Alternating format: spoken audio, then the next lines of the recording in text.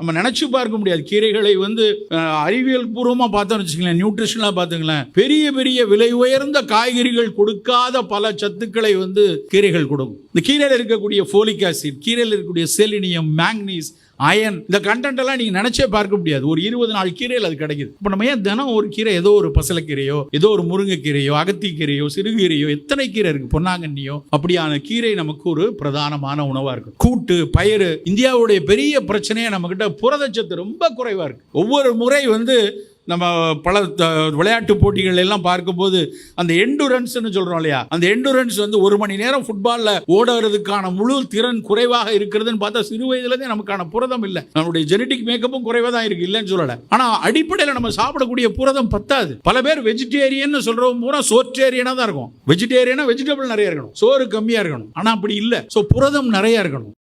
Hi, hello, வணக்கம். கீரையை பிடிக்காதவங்க கூட இப்படி செஞ்சு கொடுத்தா டெய்லியும் செஞ்சு தர சொல்லி கேட்பாங்க. வாங்க எப்படி செய்யலான்னு பார்க்கலாம். முதல்ல குக்கரில் பருப்பு, தட்டி வச்ச சின்ன வெங்காயம், பூண்டு, மஞ்சத்தூள், தக்காளி, தண்ணீர் இதெல்லாம் ஊற்றி நல்லா 4-5 சவுண்ட் ப்ரெஷர் குக் பண்ணி எடுத்து வச்சுக்கோங்க. ப்ரெஷர் ரிலீஸ் ஆனதும் அந்த பருப்பை மசிச்சு விட்டுருங்க.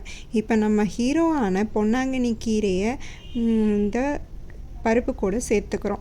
இந்த பருப்பு கூட சேர்த்ததுக்கப்புறம் இந்த குழம்புக்கு தேவையான உப்பு, வீட்டு மிளகாய்த்தூள் 1.5 டீஸ்பூன் சேர்த்து தண்ணி சேர்த்து இதையும் நல்லா ப்ரெஷர் குக் பண்ணி எடுத்துக்கோங்க. 3 விசில் விட்டால் போதும்.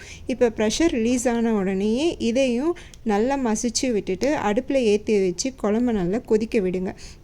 இப்போ ஒரு சீக்ரெட் மசாலாவை இது கூட சேர்த்துடலாமா? வாங்க அந்த மசாலா எப்படி செய்யலான்னு பார்க்கலாம். ஃபஸ்ட்டு ஒரு மிக்சர் ஜாரில் சீரகம், துருவிச்ச தேங்காய், நான் 1/2 மூடி தேங்காய் இதில் சேர்த்துருக்கேன். பச்சை மிளகாய் 1, காரத்துக்கேற்ப நீங்கள் பச்சை மிளகாய் சேர்த்துக்கோங்க. கொஞ்சோண்டு புளி, தண்ணீர் இதெல்லாம் சேர்த்து நல்லா அரைச்சி இதையும் குழம்புல சேர்த்து அதையும் 2-4 நிமிஷம் வரைக்கும் கொதிக்க விட்டிங்கன்னா குழம்பு நல்லா டேஸ்ட்டாக இருக்கும். இப்போ நம்ம செகண்ட் ஹீரோவுடைய என்ட்ரி, அதாங்க நம்ம தாளிப்பு கரண்டியில் எண்ணெய், கடுகு, சின்ன வெங்காயம், பெருங்காயத்தூள் இதெல்லாத்தையும் சேர்த்து நல்லா தாளித்து இதில் இங்கே கொட்டிடலாம். இப்போ என்னங்க, நான் சொன்ன மாதிரி இந்த கீரை குழம்பு கொஞ்சம் வித்தியாசமாக இருந்துச்சா?